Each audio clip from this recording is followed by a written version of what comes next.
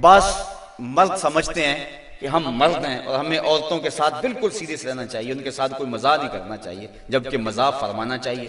عورتوں کے ساتھ حضور نے فرمایا ہے، حضرت عائشہ صدیقہ رضی اللہ تعالی عنہ اور حضور جا رہے تھے کسی سفر پہ۔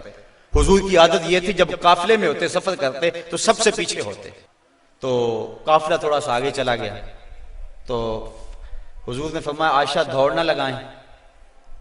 عرض کی ہاں ٹھیک ہے۔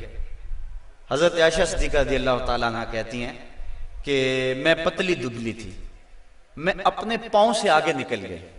یہ لفظ کہ حضرت عائشہ صدیقہ نے یہ نہیں کہا میں حضور سے آگے نکلی، بلکہ ادب کا یہ عالم ہے، کہا میں اپنے پاؤں سے آگے نکل گئی۔ خیر معاملہ ختم ہو گیا، کافی عرصہ بیت گیا۔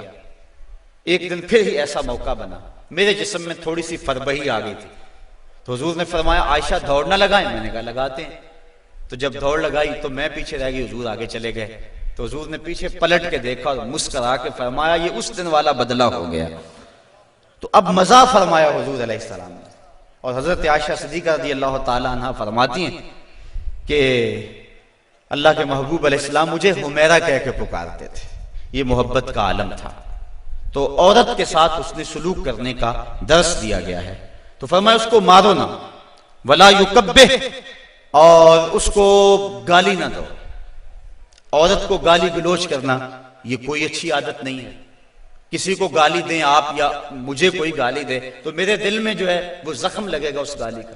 وہ کیا کسی عربی شاعر نے کہا ہے، تلوار کے زخم ہیں وہ مٹ جاتے ہیں لیکن جو زبان کے زخم ہیں وہ نہیں مٹتے۔ کسی کا مارا ہوا بول ختم نہیں ہوتا۔ اب کسی کو کوئی بات کہہ دے تو ساری زندگی وہ زخم نہیں مٹتا۔ تو جن میاں بیوی نے اکٹھے رہنا ہو ساری زندگی اور وہ خامد گالیاں دے تو بیوی کے دل میں کتنی نفرت پیدا ہو جائے گی۔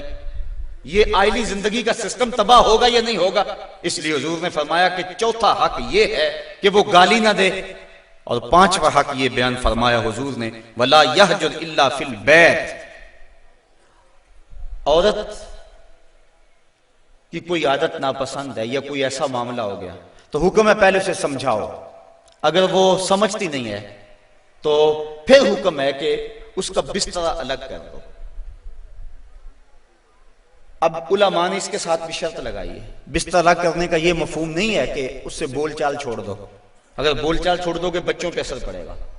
بستر کو الگ کرنا یہ تمہارے میاں بیوی کا معاملہ ہے، بچوں کو پتہ نہ چلے، بچوں کی تربیت خراب ہو جائے گی اگر تم اس سے جو ہے وہ ایسا الجھاؤ پیدا کر لو گے۔ اور پھر کہا کہ فی البیت، اس کو الگ گھر میں کرو، اس کو میکے نہ بھیجو۔ اگر میکے بھیجو گے تو اس کے والدین کو تکلیف ہوگی، تو تمہارے دو خاندانوں کے اندر فساد بپا ہوگا۔ کیسی حکمت بھرے جملے ہیں۔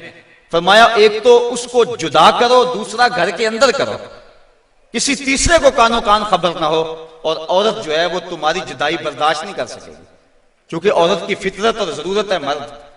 وہ مرد کو دیکھ کر تسکین پاتی ہے، اور مرد کا چہرہ اجڑ جائے تو گھر اس کو کھانے کو آتا ہے، گھر میں اسے سکون ہی ملے گا، ہر طرح کی دولت و آسودگی ہو، لیکن خامد کا چہرہ سیدھا نہ ہو تو عورت کو سکون ہی نہیں ملے گا۔ اس لیے فرمایا کہ تم اس سے ناراض ہو جاؤ، بگڑ جاؤ، لیکن گھر کے اندر بستر سے الگ ہو جاؤ، الگ سونا شروع کر دو، لیکن گھر کے اندر، تاکہ بچوں کے حالات پر بھی فرق نہ آئے اور تمہارے خاندانوں کے اندر بھی تفریق نہ پڑے۔